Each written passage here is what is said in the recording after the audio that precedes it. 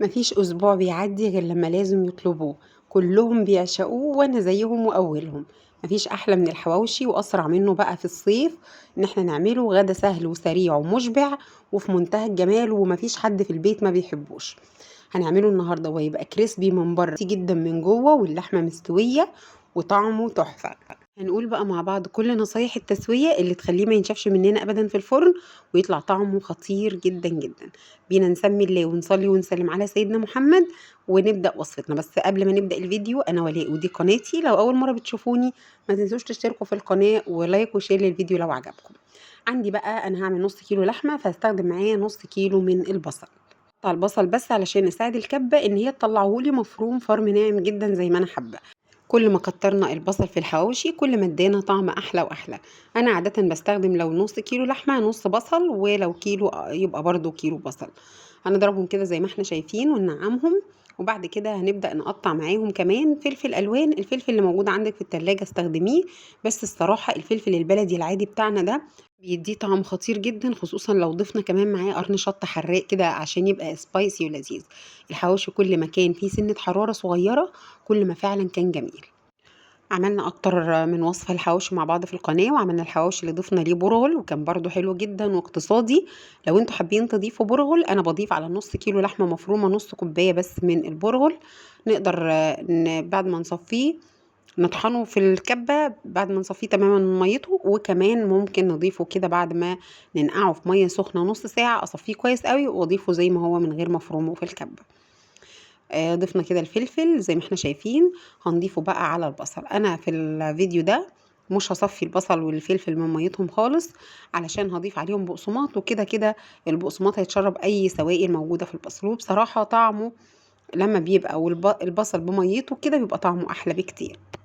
نقلب كده البصل مع الفلفل كويس قوي، وبعدين هنجيب اللحمه بتاعتنا. انا استخدمت هنا نص كيلو لحمه مفرومه، اساس يكون فيها نسبه دهن علشان تطلع جوه الساندوتش كده جوسي وطريه وجميله، وما تخليش كمان العيش ينشف مننا ابدا.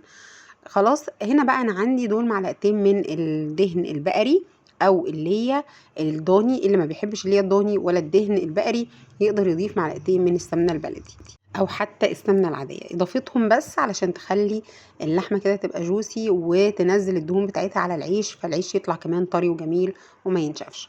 اضيف كمان 3 معالق كده من البقسماط ونص معلقه صغيره من البيكنج باودر، علشان تنفش كده اللحمه والخلطه جوه الرغيف، ويطلع الرغيف كده مليان وهاشش وفي منتهى الجمال، ما تطلعش اللحمه بتاعتنا مكبوسه كده ولا حاجه. خلاص البهارات بقى عندنا الاساسي فيها معلقه كبيره من بهارات الحواوشي دي بتيجي من عند العطار، معلقه صغيره فلفل اسود، نص معلقه صغيره ملح، وكمان توم بودره وبصل بودره، وربع معلقه صغيره من الجنزبيل، ربع معلقه صغيره من الشطه، وربع معلقه صغيره من السبع بهارات. دي اكتر يعني بهارات بتليق مع خلطة الحواوشي. انتوا لو حابين تضيفوا او متعودين تضيفوا اي نوع تاني من البهارات تقدروا طبعا تضيفوه بكل سهولة.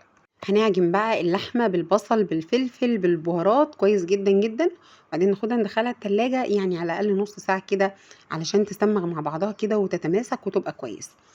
جبنا بقى هنا العيش ده، العيش الصغير البلدي بتاعنا العادي، ما بيبقاش مستوي قوي، علشان كمان لسه هو بياخد لون ويستوي معانا في الفرن.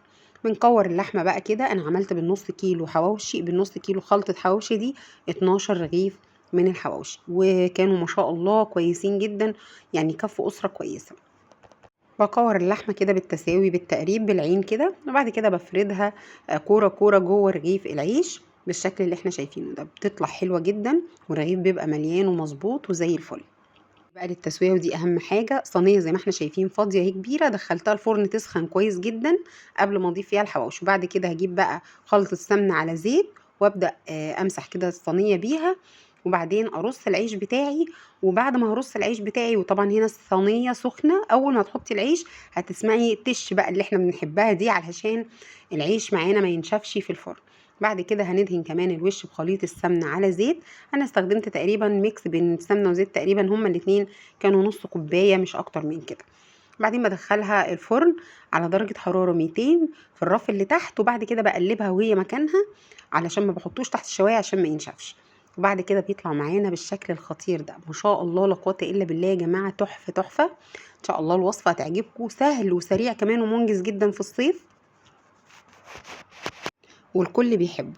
فغدا اقتصادي كمان، يعتبر احنا نص كيلو لحمه على 6 افراد، ده كويس جدا ما شاء الله. اللي هنا هتعملي مثلا 12 رغيف فيكفي على الاقل من 5 ل6 افراد. بصوا بقى كده شكله تحفة ازاي، ومقرمش، العيش مقرمش وطري كمان. يعني معادلة صعبة ان احنا نطلع رغيف الحواوشي مقرمش وطري، لكن بطريقتنا دي وطريقة التسوية اللي قلنا عليها ان شاء الله هتاكلوا احلى حواوشي بجد. هنا بيكون خلص فيديو النهاردة، اتمنى ان شاء الله انه يكون عجبكم. لو عجبكم الفيديو بقى ما تنسوش اللايك والشير والاشتراك في القناة. اشوفكم فيديو جديد على خير، وكل سنة وانتم طيبين، والسلام عليكم.